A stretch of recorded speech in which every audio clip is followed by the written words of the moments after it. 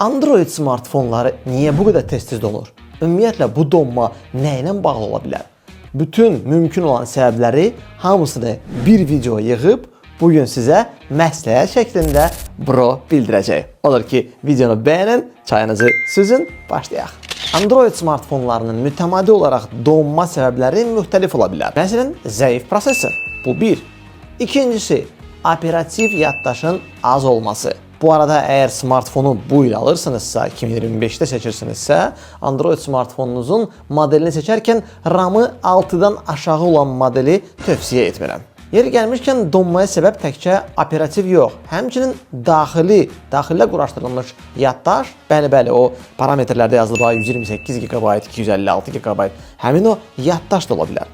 Birincisi, bu yaddaşın növü sürətli olmaya bilər, yəni yavaş işləyən, ləng işləyən yaddaş növü ola bilər. İkincisi də ən azı yaddaşınızın miqdarı az ola bilər. Yəni telefonun yaddaşı dolu və boş yaddaş az olduqca smartfonun donma halları çoxalacaq. Smartfonunuzun donma səbəbi proqram təminatının da böyük ehtimalla ola bilər. Belə ki, ya ana proqramının, yəni sistem yenilənməsinin gec olması və düzgün quraşdırılmaması və hər hansı bir ayrıca proqramın yenilənməməsi və düzgün yenilənməsi səbəbindən smartfon dona işləyə bilər. Və nəhayət Android smartfonunda donmaların çox tez-tez rast gələn səbəbi də təbii ki, zərərli proqramların olması. Qısacası, smartfonda virusun olması. Ola bilər, indi bütün bunlardan sonra çaşbaş qalmışsınız, mən neyim, konkret olaraq hansı addımlar atım, narahat olmayın. Bronun sizə qısa konkret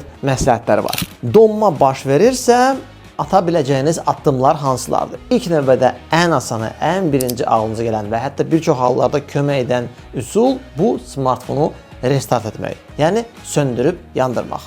Bəli, həmin o söndür, yandır, düzələcək prinsipi. Sizə ikinci məsləhətim, Android smartfonunuzda quraşdırılmış tətbiqlərin siyahısına bir daha nəzərdən keçirin. Şübhəli, istifadə etmədiyiniz, quraşdırmadığınız proqramları görəndə onları mütləq silin. Üçüncü, çalışın smartfonunuzun daxili yaddaşını mümkün qədər boşaldasınız.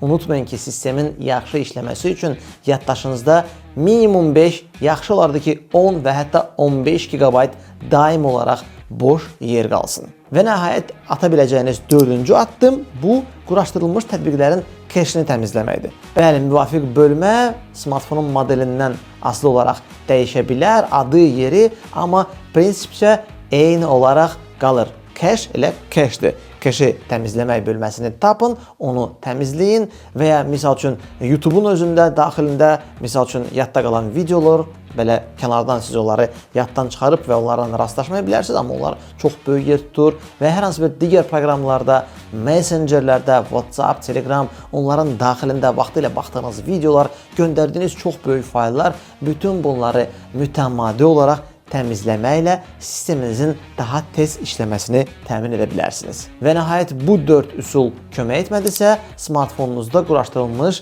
gizli proqramların, yəni zərərverici, virus da deyə bilərsiniz, hər hansı bir digər tipdə gizli işləyən fayllar və prosesləri mütləq aşkarlamaq lazımdır. Bunu ya xüsusi proqramlar vasitəsilə, ya da ki, mütəxəssislərə müraciət etməklə edə bilərsiniz. Ümidvaram ki, Bronun bu məsləhətləri sizə kömək etdi. Yeri gəlmişkən, siz özünüz də şərhdə Android smartfonunuzun sürətlənməsini təmin etmək üçün hansı addımlar atırsınız, sizə hansı addımlar kömək edir, hansı üsulları tətbiq edirsinizsə, bunu da mütləq yazın, həm də digərlərinə məsləhət olsun. Bronun isə növbəti məsləhətlərini izləmək üçün kanala abunə olmağı unutmayın. Hələlik.